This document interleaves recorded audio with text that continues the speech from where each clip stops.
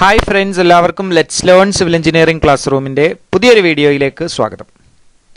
വരാനിരിക്കുന്ന assistant engineer എക്സാമുകൾക്ക് വേണ്ടിയിട്ടുള്ള previous year question പേപ്പറിൽ ചോദിച്ചിട്ടുള്ള ചോദ്യങ്ങളാണ് നമ്മൾ ഈ വീഡിയോയുടെ സീരീസിലൂടെ ഡിസ്കസ് ചെയ്യുന്നത്. ഈ വീഡിയോയുടെ സീരീസിലുള്ള 14ാമത്തെ വീഡിയോ ആണിത്. ഇന്ന് നമ്മൾ ഡിസ്കസ് ചെയ്യുന്നത് 2020 നടന്ന ഇറിഗേഷൻ ഡിപ്പാർട്ട്മെന്റിലേക്ക് ഉള്ള അസിസ്റ്റന്റ് എഞ്ചിനീയറുടെ എക്സാമിനേഷന് ചോദിച്ചിട്ടുള്ള ക്വസ്റ്റ്യൻ പേപ്പറിന്റെ 2ാമത്തെ സെക്ഷൻ ആയിട്ടാണ് ഈ വീഡിയോ ചെയ്യുന്നത്. ഇന്നത്തെ ക്വസ്റ്റ്യൻസ് ഏതൊക്കെയാണെന്ന് നോക്കുന്നതിന് മുമ്പ് എല്ലാവരും ഈ ചാനൽ സബ്സ്ക്രൈബ് ചെയ്യുക. ഇതുപോലത്തെ വീഡിയോസിന് നോട്ടിഫിക്കേഷൻ ലഭിക്കാൻ വേണ്ടിയിട്ട് ബെൽ ബട്ടൺ ക്ലിക്ക് ചെയ്യുക. അപ്പം നമുക്ക് ഇന്നത്തെ ഫസ്റ്റ് ക്വസ്റ്റ്യൻ ഏതാണെന്ന് നോക്കാം. ഫ്ലൂയിഡ് മെക്കാനിക്സിൽ നിന്നുള്ളൊരു ചോദ്യമാണ്. Find the pressure represented by a column of 10 centimetre of water if specific weight of water is taken as 10 kilonewton per metre cube. ഒരു ലിക്വിഡ് കോളം, ഒരു വാട്ടർ കോളം ഉണ്ട്. ആ വാട്ടർ കോളത്തിന്റെ ഹൈറ്റ് എന്ന് പറയുന്നത് 10 സെന്റിമീറ്റർ ആണ്. ആ വാട്ടറിന്റെ സ്പെസിഫിക് വെയിറ്റ് കൺസിഡർ ചെയ്യേണ്ടത് 10 kilonewton per metre cube ആണ്. അങ്ങനെയാണെങ്കിൽ അവിടുത്തെ പ്രഷർ എത്രയാണ് എന്നുള്ളതാണ് ചോദ്യം. നമുക്കറിയാം, സിമ്പിൾ ആയിട്ട് പ്രഷറിന്റെ ഇക്വേഷൻ എന്നുള്ളത് റോ ജി എച്ച് ആണ്. റോ എന്ന് പറഞ്ഞു കഴിഞ്ഞാൽ ഡെൻസിറ്റി ഓഫ് ദ ലിക്വിഡ്. അത് വാട്ടർ ആകാം, അതല്ലെങ്കിൽ മറ്റേതെങ്കിലും ലിക്വിഡ് ആകാം. ജി എന്ന് പറയുന്നത് acceleration due to gravity and h is the height of the column. നമുക്കറിയാം, പ്രഷർ എപ്പോഴും ഡിപ്പെൻഡ് ചെയ്യുന്നത് ഹൈറ്റിനെയാണ്, അല്ലാതെ ക്രോസ് സെക്ഷണൽ ഏരിയനെ ഡിപ്പെൻഡ് ചെയ്തുകൊണ്ടല്ല എന്ത് ചെയ്യുന്നത് നമ്മളുടെ പ്രഷർ ഉള്ളത്. അപ്പോൾ ഹൈറ്റ് കൂടുന്തോറും, ഒരു ലിക്വിഡ് കോളത്തിന്റെ ഹൈറ്റ് ഇൻക്രീസ് ചെയ്യും തോറും പ്രഷർ ഇന്റൻസിറ്റി എന്ത് ചെയ്യും, കൂടിക്കൊണ്ടിരിക്കും. നമുക്കറിയാം, ഒരു ഫ്രീ ലിക്വിഡ് സർഫസിൽ പ്രഷർ 0 ആണ്. എന്നാൽ ഡെപ്ത് ഇൻക്രീസ് ചെയ്യുന്നതിനനുസരിച്ച് പ്രഷർ ഇൻക്രീസ് ചെയ്തുകൊണ്ടേ ഇരിക്കും. അപ്പോൾ പ്രഷർ എന്ന് പറയുന്നത് P is equal to raw g h ആണ്, അല്ലെങ്കിൽ നമുക്ക് WH എന്ന് പറയാം. റോ ജി എച്ച് എന്ന് പറഞ്ഞാൽ ഡെൻസിറ്റി എന്ന് പറഞ്ഞാൽ മാസ് ഡെൻസിറ്റി ആണ്, into G into height of the column. W എന്ന് പറഞ്ഞാൽ സ്പെസിഫിക് വെയിറ്റ് ആണ്. W എന്ന് പറയുന്നത് എന്താണ്, റോ ഇൻറ്റു G ആണ്. അപ്പോൾ നമുക്ക് എന്ത് ചെയ്യാം, അതിനെ WH എന്ന് വേണമെങ്കിലും എഴുതാം. അപ്പോൾ W എന്നുള്ളത് സ്പെസിഫിക് വെയിറ്റ് ആണ്. ഇവിടെ തന്നിട്ടുള്ള വാല്യൂസ് സബ്സ്റ്റിറ്റ്യൂട്ട് ചെയ്യാം. ഇവിടെ തന്നിട്ടുള്ള ഒന്ന് സ്പെസിഫിക് വെയിറ്റ് 10 കിലോ ന്യൂട്ടൺ എന്ന് തന്നിട്ടുണ്ട്. അപ്പോൾ 10 ഇൻറ്റു എച്ച് തന്നിട്ടുള്ളത് 10 സെന്റിമീറ്റർ ആണ്. അതിനെ നമ്മൾ മീറ്ററിലേക്ക് കൺവേർട്ട് ചെയ്യുമ്പോൾ 10/100, അതായത് 0.1 എന്ന് കിട്ടും. അപ്പൊ ഇതിന്റെ answer 1 kilo newton per metre square എന്ന് കിട്ടും. അതാണ്, അപ്പോൾ ഓപ്ഷൻ എ ആണ് ഇതിന്റെ ആൻസർ. ഇനി നമുക്ക് അടുത്ത ക്വസ്റ്റ്യൻ നോക്കാം. The flow of A liquid at A constant rate in A uniformly tapering pipe is. ഒരു യൂണിഫോംലി ടേപ്പറിംഗ് ആയിട്ടുള്ള പൈപ്പ്. ടേപ്പറിംഗ് പൈപ്പ് എന്ന് പറഞ്ഞാൽ എന്താണ്, ഒരു പൈപ്പ് ഇങ്ങനെ എൻഡ് അതിന്റെ ക്രോസ് സെക്ഷൻ ചേഞ്ച് ചെയ്ത് വരിക. അതിനെയാണ് നമ്മൾ ടേപ്പറിംഗ് പൈപ്പ് എന്ന് പറയാം. അപ്പൊ അങ്ങനത്തെ ഒരു ടേപ്പറിംഗ് പൈപ്പിൽ ഒരു ലിക്വിഡ് ഒരു കോൺസ്റ്റന്റ് റേറ്റിൽ ഫ്ലോ ചെയ്യുന്നുണ്ടെങ്കിൽ അവിടെ ഉള്ള ഫ്ലോ ഏതൊക്കെയാണ് എന്നുള്ളതാണ് ചോദ്യം. അപ്പൊ ഇതിന്റെ ആൻസർ എന്ന് പറയുന്നത് ഓപ്ഷൻ സി ആണ്, study and non uniform flow.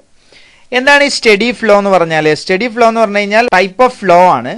ആ ഫ്ലോയിൽ അതിന്റെ ഫ്ലൂയിഡിന്റെ ക്യാരക്ടറിസ്റ്റിക്സ് എന്ന് പറയുന്നത് അവിടെ ഉണ്ടാവുന്ന പ്രഷർ, അതേപോലെ തന്നെ വെലോസിറ്റി, ഡെൻസിറ്റി, ഇതെല്ലാം എന്താണ്, ടൈമിനെ അനുസരിച്ച് കൊണ്ട് ചേഞ്ച് ചെയ്യില്ല എന്നുള്ളതാണ് സ്റ്റഡി ഫ്ലോയുടെ പ്രത്യേകത.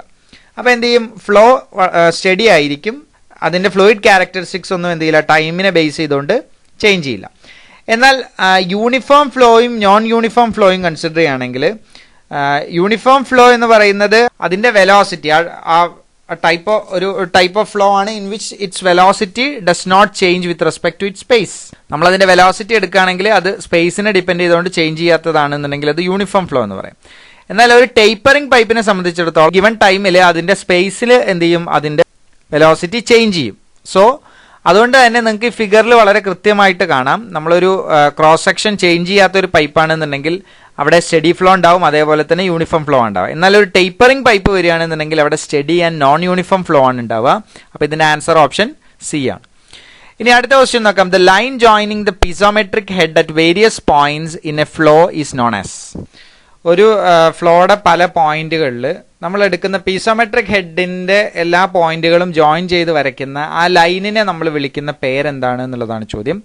ഇതിന്റെ ആൻസർ ഹൈഡ്രോളിക് ഗ്രേഡിയന്റ് ലൈൻ എന്നാണ്. എന്താണ് ഈ ഹൈഡ്രോളിക് ഗ്രേഡിയന്റ് ലൈൻ എന്ന് പറഞ്ഞാൽ? ഫ്ലൂയിഡ് ഫ്ലോയിൽ നമുക്ക് ഒരു ഇക്വേഷൻ, വളരെ ഇമ്പോർട്ടന്റ് ആയിട്ടുള്ള ഒരു ഇക്വേഷൻ നമ്മൾ പഠിച്ചിട്ടുണ്ട്, ബെർണൗളീസ് ഇക്വേഷൻ. ബെർണൗളീസ് ഇക്വേഷനിൽ പറയുന്നത് ഒരു പൈപ്പ് ഫ്ലോയുടെ 2 സെക്ഷൻ നമ്മൾ കൺസിഡർ ചെയ്യുകയാണെങ്കിൽ അതിന്റെ, അല്ലെങ്കിൽ ഒരു പൈപ്പ് ഫ്ലോയിൽ ആ ഫ്ലോയിന് ഉണ്ടാകുന്ന എനർജി, അതായത് പ്രഷർ എനർജി കൈനറ്റിക് എനർജി, അതേപോലെ തന്നെ ഡാറ്റം എനർജി. ഈ മൂന്നെണ്ണവും കൂടെ സം ചെയ്യുന്നത് ആ പൈപ്പിൽ ത്രൂ ഔട്ട് ആയിട്ട് കോൺസ്റ്റന്റ് ആയിരിക്കും എന്നുള്ളതാണ് ബെർണൗളിസ് ഇക്വേഷൻ. നമുക്കറിയാം ബെർണൗളിസ് ഇക്വേഷൻ ഒരുപാട് അസംഷന്റെ മേലെയാണ് ഉണ്ടാക്കിയിട്ടുള്ളത്. അതിന് ഒരുപാട് ഡീമെറിറ്റുകളുണ്ട് അല്ലെ. ലോസ് ഒന്നും കൺസിഡർ ചെയ്യാതെയാണ് ശരിക്കും ബെർണൗളിസ് ഇക്വേഷൻ ഉണ്ടാക്കിയിട്ടുള്ളത്. അപ്പൊ എന്താണെങ്കിലും ഈ മൂന്ന് എനർജി നമ്മളെ വെള്ളത്തിൽ ഉണ്ടാകുന്ന അല്ലെങ്കിൽ ആ ലിക്വിഡ് ഫ്ലോ കാരണം ഉണ്ടാകുന്ന മൂന്ന് എനർജികളാണ് പ്രഷർ എനർജി, ഡാറ്റം എനർജി, അതേപോലെ തന്നെ കൈനറ്റിക് എനർജി അല്ലെ പ്രഷർ എനർജി, പൊട്ടൻഷ്യൽ എനർജി, അതേപോലെ തന്നെ കൈനറ്റിക് എനർജി. ഇങ്ങനെ ഈ മൂന്ന് എനർജിയാണ് എന്തിനുള്ളത്, ലിക്വിഡിനുള്ളത്. അപ്പൊ ഈ മൂന്ന് എനർജിയും കൂടെ സം ചെയ്യുന്ന കിട്ടുന്ന ആ വാല്യൂ ഒരു കോൺസ്റ്റന്റ് ആയിരിക്കും എന്നാണ് ബെർണൗളിസ് ഇക്വേഷൻ പറയുന്നത്. ഇതിലുള്ള രണ്ട് എനർജി, അവിടെ ഡാറ്റം ഹെഡ് അതായത് പൊട്ടൻഷ്യൽ എനർജി ഉണ്ടാവും, അതേപോലെ തന്നെ പ്രഷർ എനർജി ഉണ്ടാവും. ഈ രണ്ട് എനർജിയും കൂടെ നമ്മൾ എന്ത് ചെയ്യണം, ഒരു പൈപ്പ് ഫ്ലോയിൽ ഉണ്ടാവുന്ന ആ പൈപ്പ് ഫ്ലോയിൽ ത്രൂ ഔട്ട് ആയിട്ട് ഉണ്ടാവുന്ന ഈ എനർജിയുടെ സമ്മിനെ നമ്മൾ എന്ത് ചെയ്യണം, പ്ലോട്ട് ചെയ്യുകയാണെന്നുണ്ടെങ്കിൽ ആ പ്ലോട്ട് ചെയ്തിട്ടുള്ള പോയിന്റുകളെ കണക്ട് ചെയ്തുകൊണ്ട് വരയ്ക്കുന്ന ലൈനിനെയാണ് നമ്മൾ ഹൈഡ്രോളിക് ലൈൻ എന്ന് പറയും, അല്ലെങ്കിൽ ഹൈഡ്രോളിക് ഗ്രേഡിയൻ ലൈൻ എന്ന് പറയും. ഇനി ഇതേപോലെ തന്നെ നമ്മൾ പഠിക്കേണ്ട മറ്റൊരു ലൈനാണ് total energy line. Total energy line അല്ലെങ്കിൽ എനർജി ഗ്രേഡിയൻ ലൈൻ എന്നൊക്കെ പറയുന്നത് മൂന്ന് എനർജിയും കൂടെ നമുക്ക് സം ചെയ്യുമ്പോൾ ആ പൈപ്പ് ഫ്ലോയിൽ ഉണ്ടാവുന്ന ഓരോ പോയിന്റിലും ഉണ്ടാവുന്ന മൂന്ന് എനർജികളും കൂടെ സം ചെയ്യുമ്പോൾ കിട്ടുന്ന പോയിന്റുകളെ നമ്മൾ പ്ലോട്ട് ചെയ്തുകൊണ്ട് വരയ്ക്കുകയാണെങ്കിൽ നമുക്ക് കിട്ടുന്നതാണ് എനർജി ഗ്രേഡിയൻ ലൈൻ അല്ലെങ്കിൽ ടോട്ടൽ എനർജി ലൈൻ എന്ന് പറയുന്നത്. ഇപ്പൊ നിങ്ങൾക്ക് ഈ ഫിഗറിൽ നോക്കുമ്പോൾ കാണാം, ഇവിടെ എലിവേഷൻ 1 എലിവേഷൻ 2 എന്ന് കൊടുത്തിട്ടുണ്ട്. അത് എന്താണ്, ഡാറ്റം ഹെഡ് ആണ്. അതിനുശേഷം പ്രഷർ ഹെഡ് കാണിച്ചിട്ടുണ്ട്. അതിനുശേഷം കൈനറ്റിക് എനർജി കാണിച്ചിട്ടുണ്ട്, അല്ലെങ്കിൽ കൈനറ്റിക് ഹെഡ് കാണിച്ചിട്ടുണ്ട്. അപ്പോൾ ഇതിൽ നമ്മൾ ആദ്യത്തെ രണ്ടെണ്ണം ഡാറ്റം ഹെഡും അതേപോലെ തന്നെ പ്രഷർ ഹെഡും കണക്ട് ചെയ്തുകൊണ്ട് വരയ്ക്കുന്ന ലൈനിനെ നമുക്ക് എന്ത് പറയാം, ഹൈഡ്രോളിക് ഗ്രേഡിയൻ ലൈൻ എന്ന് പറയാം. അതേപോലെ തന്നെ അതിന്റെ കൂടെ കൈനറ്റിക് എനർജിയും കൂടെ ആഡ് ചെയ്ത് വരികയാണെങ്കിൽ അതിനെ ടോട്ടൽ എനർജി ലൈൻ എന്ന് നമ്മൾ പറയും. ഇനി അടുത്ത ക്വസ്റ്റ്യൻ നോക്കാം. A jet of water coming out of A nozzle with velocity 50 meter per second is having cross-sectional area of 20 centimeter square. The jet is directed against a fixed flat plate held normal to the jet. Find the force exerted on the plate. ഇവിടെ പറയുന്നത് ഒരു jet of water എന്താണ്, ഒരു നോസിലൂടെ പുറത്തു വരുന്നുണ്ട്. അതിന്റെ velocity 50 meter per second ആണ്. അതിന്റെ cross sectional area 20 centimeter square ആണ്. ഈ ജെറ്റ് എന്ത് ചെയ്യാണ്, ഒരു ഫിക്സഡ് വെർട്ടിക്കൽ പ്ലേറ്റുമായിട്ട് അല്ലെങ്കിൽ ആ ജെറ്റ് വരുന്ന ഡയറക്ഷന് നോർമൽ ആയിക്കൊണ്ട് എന്ത് ചെയ്തിട്ടുണ്ട്, ഒരു പ്ലേറ്റ് വെച്ചിട്ടുണ്ട്. അതായത് പ്ലേറ്റ് ഇരിക്കുന്നത് വെർട്ടിക്കൽ ആണ് എന്നർത്ഥം. അപ്പോൾ നോർമലായിട്ട് എന്ത് ചെയ്തിട്ടുണ്ട്, പ്ലേറ്റ് ഫിക്സ് ചെയ്തിട്ടുണ്ട്. അങ്ങനെയാണെങ്കിൽ അത് എക്സേർട്ട് ചെയ്യുന്ന ഫോഴ്സ്, ആ പ്ലേറ്റിൽ എക്സേർട്ട് ചെയ്യുന്ന ഫോഴ്സ് എത്രയാണ് എന്നുള്ളതാണ് ചോദ്യം. അപ്പോൾ ഒരു വെർട്ടിക്കലായിട്ടിരിക്കുന്ന പ്ലേറ്റിൽ ജെറ്റ് എക്സേർട്ട് ചെയ്യുന്ന ഫോഴ്സ് എത്രയാണ് എന്ന് ചോദിച്ചു കഴിഞ്ഞാൽ അതിന്റെ ഇക്വേഷൻ ഇതാണ്, റോ എ വി സ്ക്വയർ എന്നുള്ളതാണ്. റോ എന്ന് പറഞ്ഞു കഴിഞ്ഞാൽ നമുക്കറിയാം ഡെൻസിറ്റി ആണ്, ഡെൻസിറ്റി ഓഫ് ലിക്വിഡ്. ഇപ്പോൾ ഇത് ഇവിടെ വാട്ടർ എന്ന് പറഞ്ഞുകൊണ്ട് density of water into A എന്ന് പറഞ്ഞു കഴിഞ്ഞാൽ area of cross section of the nozzle and we is the velocity. എത്ര വെലോസിറ്റിയിലാണ് അത് ജെറ്റ് പുറത്തോട്ട് വരുന്നത് എന്നുള്ളതാണ് വി കൊണ്ട് ഡിനോട്ട് ചെയ്യുന്നത്. അപ്പോൾ നമുക്ക് എന്ത് ചെയ്യാം, ഡയറക്റ്റ് ആയിട്ടുള്ള ഒരു ഇക്വേഷൻ ആണ്, നമുക്ക് നേരിട്ട് സബ്സ്റ്റിറ്റ്യൂട്ട് ചെയ്യാം. റോ ഓഫ് വാട്ടർ നമുക്കറിയാം, ഡെൻസിറ്റി ഓഫ് വാട്ടർ എന്ന് പറയുന്നത് 1000 kg/m³ ആണ്. അതേപോലെ തന്നെ ഏരിയ ഓഫ് ക്രോസ് സെക്ഷൻ ഇവിടെ 20 centimeter square എന്നാണ് തന്നിട്ടുള്ളത്. നമ്മൾ അതിനെ മീറ്ററിലോട്ട് കൺവേർട്ട് ചെയ്യുക, 20 divided by 100 into 100. ദെൻ ഇവിടെ വെലോസിറ്റി തന്നിരിക്കുന്ന മീറ്റർ പെർ സെക്കൻഡിലാണ്, സോ 50 square. അപ്പോൾ നമ്മൾ ഇത് ചെയ്യുമ്പോൾ നമുക്ക് 5000 Newton എന്ന് കിട്ടും SI യൂണിറ്റിൽ. അപ്പോൾ ഇതിന്റെ ആൻസർ എന്ന് പറയുന്നത് ഓപ്ഷൻ എ ആണ്, 5000 Newton. ഇനി അടുത്ത ക്വസ്റ്റ്യൻ നോക്കാം. In a hydraulic jump occurring in a horizontal rectangular channel the sequent depth are 0.5 meter and 1.5 meter. The energy loss in this jump is. അപ്പോൾ ഒരു ഹൈഡ്രോളിക് ജമ്പ് ഉണ്ട്, ഒരു ജമ്പ് എന്ത് ചെയ്യാണ്, റെക്ടാംഗുലർ ചാനലിലൂടെ പാസ് ചെയ്ത് പോകുമ്പോൾ ജമ്പ് ചെയ്യാണ്. അപ്പോൾ അവിടെ ഉണ്ടാവുന്ന സീക്വന്റ് ആയിട്ടുള്ള ഡെപ്തുകൾ 0.5 1.5 meter ആണ്. അങ്ങനെയാണെങ്കിൽ അവിടെ ഉണ്ടാവുന്ന എനർജി ലോസ് എത്രയാണ് എന്നുള്ളതാണ് ചോദ്യം. എനർജി ലോസ് കണ്ടുപിടിക്കാനുള്ള equation d2 - d1 the whole cube divided by 4d1 d2 എന്നുള്ളതാണ്. ഇതിൽ d1ഉം d2ഉം എന്താണ്, d1 എന്ന് പറയുന്നത് ഫസ്റ്റ് ഡെപ്ത് ആണ്, രണ്ടാമത്തെ d2 എന്ന് പറയുന്നത് സെക്കൻഡ് ഡെപ്ത്. സീക്വന്റ് ആയിട്ടുള്ള ഡെപ്തുകളാണ്. അതിൽ ആദ്യത്തെ ചെറുത് d1ഉം വലുത് d2 ആയിരിക്കും. അപ്പോൾ ഇവിടെ നമ്മൾ എന്ത് ചെയ്യാണ്, ഈ ഇക്വേഷനിൽ അതിനെ സബ്സ്റ്റിറ്റ്യൂട്ട് ചെയ്യാണ്. So 1.5 minus 0.5 the whole cube divided by 4 into 1.5 into 0.5. അപ്പോൾ അങ്ങനെ ചെയ്യുമ്പോൾ നമുക്ക് 1/3 എന്ന് കിട്ടും. അപ്പോൾ ഇതിൻ്റെ ആൻസർ 0.33 മീറ്റർ എന്ന് കിട്ടും. അപ്പോൾ ഇവിടെ ഉണ്ടാകുന്ന എനർജി ലോസ് അല്ലെങ്കിൽ ഹെഡ് ലോസ് എന്ന് പറയുന്നത് 0.33 മീറ്റർ ആണ്. അപ്പോൾ ഇതിൻ്റെ ആൻസർ ഓപ്ഷൻ ഡി ആണ്. ഇനി അടുത്ത ക്വസ്റ്റ്യൻ നോക്കാം. The evaporation through the plants. അടുത്ത ക്വസ്റ്റ്യൻ നോക്കാം. The evaporation through plants and from the surrounding soil together is known as. ഒരു പ്ലാന്റിന്റെ സോയിലിന്റെ അവിടെ നിന്നും അതേപോലെ തന്നെ പ്ലാന്റിൽ നിന്നും വെള്ളം ഇവാപ്പറേറ്റ് ചെയ്ത് പോവുകയാണെങ്കിൽ അതിന് രണ്ടിനും കൂടെ ചേർത്തുകൊണ്ട് നമ്മൾ എന്താണ് പറയുക എന്നുള്ളതാണ് ചോദ്യം. നമുക്കറിയാം, വെള്ളം ആവിയായി പോകുന്നതിന് നമ്മൾ ഇവാപ്പറേഷൻ എന്നാണ് പറയുന്നത്. അത് പ്ലാന്റിന്റെ ലീവ്സിൽ നിന്നാണ് പോകുന്നതെങ്കിൽ അതിന് നമ്മൾ ട്രാൻസ്പിരേഷൻ എന്ന് പറയും. അപ്പോൾ ലീവ്സിൽ നിന്ന് അല്ലെങ്കിൽ പ്ലാന്റിൽ നിന്ന് എന്ത് ചെയ്യുന്നുണ്ട്, ഇവാപ്പറേറ്റ് ചെയ്യുന്നുണ്ട്. അതേപോലെ തന്നെ സറൗണ്ടിങ് സോയിൽ നിന്നും ഇവാപ്പറേറ്റ് ചെയ്യുന്നുണ്ട്. അങ്ങനെയാണെങ്കിൽ നമ്മൾ അതിന് പറയുന്നത് ഇവാപ്പോ ട്രാൻസ്പിരേഷൻ എന്നാണ്. ഇൻഫിൽട്രേഷൻ എന്ന് പറഞ്ഞു കഴിഞ്ഞാൽ നമ്മൾ പ്രസിപ്പിറ്റേഷൻ ഉണ്ടാവുമ്പോൾ മഴ പെയ്യുന്ന സമയത്ത് വെള്ളം എന്ത് ചെയ്യാണ്, സോയിലിനകത്തേക്ക് ഫിൽട്ടർ ചെയ്ത് പോകുന്നതിനെ അല്ലെങ്കിൽ പെനട്രേറ്റ് ചെയ്ത് പോകുന്നതിനെയാണ് നമ്മൾ ഇൻഫിൽട്രേഷൻ എന്ന് പറയുന്നത്. ഇനി വാട്ട് ഈസ് ഇന്റർസെപ്ഷൻ? ഇന്റർസെപ്ഷൻ എന്ന് പറഞ്ഞു കഴിഞ്ഞാൽ വരുന്ന വെള്ളം ഏതെങ്കിലും ഒരു പൊസിഷനിൽ എന്ത് ചെയ്യണം, അതിനെ തടഞ്ഞു നിർത്തപ്പെട്ടാൽ അതിനെയാണ് നമ്മൾ ഇന്റർസെപ്ഷൻ എന്ന് പറയുന്നത്. ഇപ്പോൾ ഉദാഹരണത്തിന് ഇപ്പോൾ നമ്മൾ വെള്ളം മഴ പെയ്യുമ്പോൾ പൂർണ്ണമായിട്ടും അതെന്ത് ചെയ്യുന്നില്ല, സോയിലിൽ എത്തുന്നില്ല, മറിച്ച് എന്ത് ചെയ്യുന്നുണ്ട്, അത് പ്ലാന്റിന്റെ ലീവ്സുകളും ബ്രാഞ്ചുകളും ഒക്കെ എന്ത് ചെയ്യുന്നുണ്ട്, അതിനെ ഇന്റർസെപ്റ്റ് ചെയ്യുന്നുണ്ട്. സോ ആ ടേമിനെയാണ് നമ്മൾ ഇന്റർസെപ്ഷൻ എന്ന് പറയുന്നത്. ഇനി അടുത്ത ക്വസ്റ്റ്യൻ നോക്കാം. Find the delta for a crop if the duty for a base period of 100 days is 4320 hectare per cumec. ഇപ്പോൾ ഇവിടെ ഡയറക്റ്റ് ആയിട്ടുള്ള ഒരു ചോദ്യമാണ്.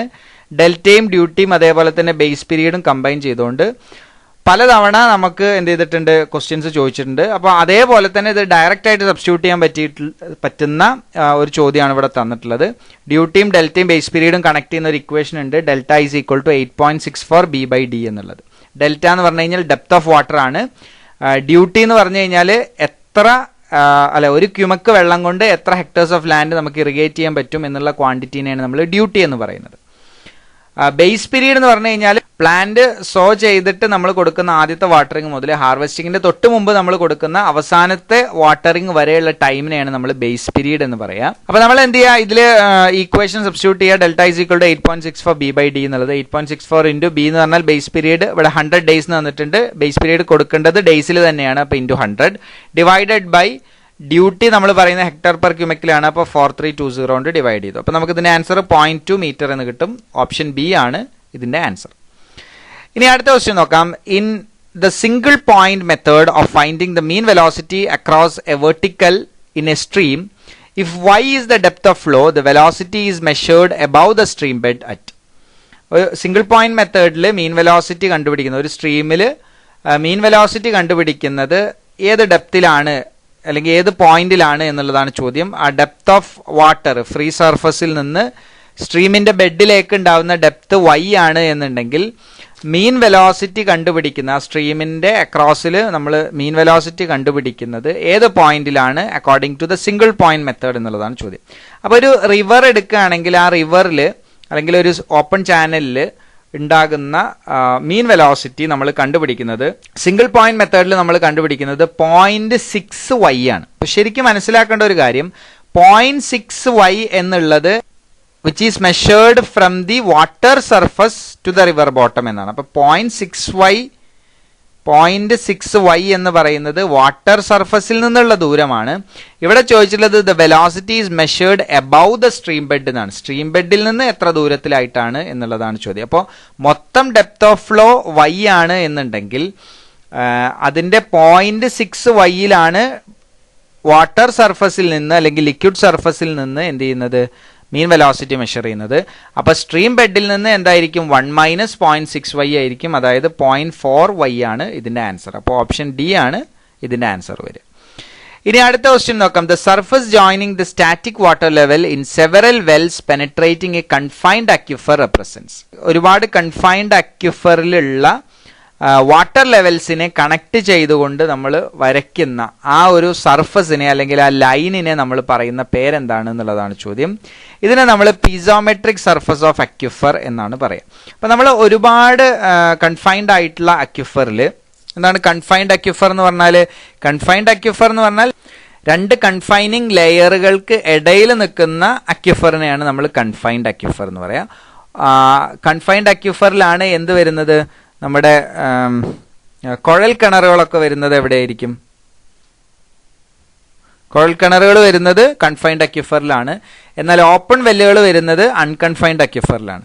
അപ്പൊ ഇതിൽ കൺഫൈൻഡ് അക്യൂഫറിലോട്ട് നമ്മൾ കൊടുത്തിട്ടുള്ള വെല്ലുകളിൽ വാട്ടർ ടേബിൾ വരുന്ന ആ ഡയറക്ഷൻ വരെ എന്ത് ചെയ്യും, അതിലേക്ക് വെള്ളം പൊങ്ങി വരും.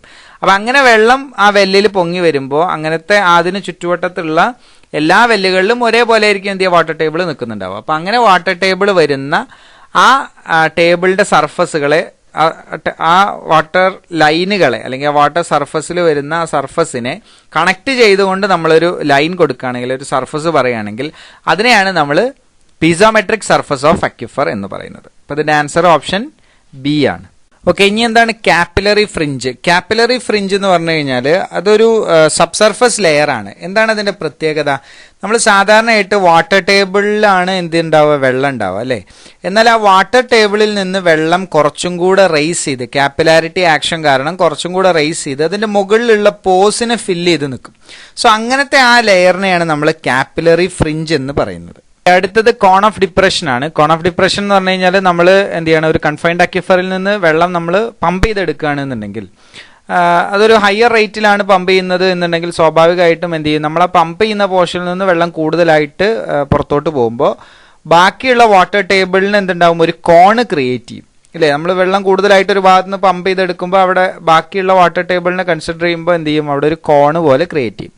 സോ അങ്ങനെ ആ ക്രിയേറ്റ് ചെയ്യപ്പെടുന്ന കോണിനെയാണ് കോൺ ഓഫ് ഡിപ്രഷൻ എന്ന് പറയുന്നത്. ഇനി അടുത്ത ക്വസ്റ്റ്യൻ നോക്കാം. The time required by rain water to reach the outlet of the drainage basin is generally called as. ഒരു ഡ്രെയിനേജ് ബേസിനിൽ റെയിൻ വാട്ടർ വീണിട്ടുണ്ടെങ്കിൽ ആ റെയിൻ വാട്ടർ അതിന്റെ ഔട്ട്ലെറ്റിൽ എത്താൻ എടുക്കുന്ന സമയത്തിന് പറയുന്ന പേരെന്താണെന്നുള്ളതാണ് ചോദ്യം. ഇതിനെ നമ്മൾ ടൈം ഓഫ് കോൺസെൻട്രേഷൻ എന്നാണ് പറയാം.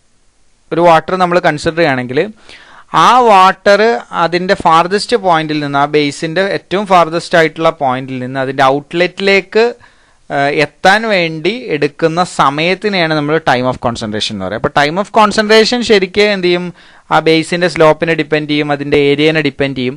ഓക്കെ, അടുത്തത് എന്താണ് ഈ ലാഗ് ടൈം? ലാഗ് ടൈം എന്ന് പറഞ്ഞു കഴിഞ്ഞാൽ നമ്മളൊരു ഹൈഡ്രോഗ്രാഫ് എടുക്കുക. ഹൈഡ്രോഗ്രാഫ് എന്ന് പറഞ്ഞാൽ റെയിൻഫാൾ ഇന്റൻസിറ്റി വേഴ്സസ് ടൈം ആണ്.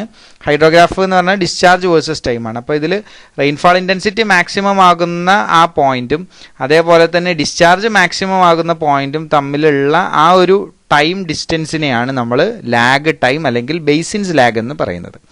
ഇനി what is duration of rainfall? Duration of rainfall എന്ന് പറഞ്ഞു കഴിഞ്ഞാൽ ഒരു ഹൈഡ്രോഗ്രാഫ് തുടങ്ങുന്ന സമയം മുതൽ അത് എൻഡ് ചെയ്യുന്ന സമയം വരെ ഒരു ഗ്രാഫ് നമ്മൾ വരയ്ക്കുമ്പോൾ അതിന്റെ ടൈം സ്റ്റാർട്ട് ചെയ്യുന്നത് മുതൽ ആ ഹൈഡ്രോഗ്രാഫിൽ ടൈം എൻഡ് ചെയ്യുന്നത് വരെയുള്ള ആ ഒരു ടൈം ഡ്യൂറേഷനെയാണ് ഡ്യൂറേഷൻ ഓഫ് ദ റെയിൻഫാൾ എന്ന് നമ്മൾ പറയുന്നത്. അപ്പോൾ ഈ ഭാഗം എല്ലാവർക്കും മനസ്സിലായിട്ടുണ്ടാവുമെന്ന് വിചാരിക്കുന്നു.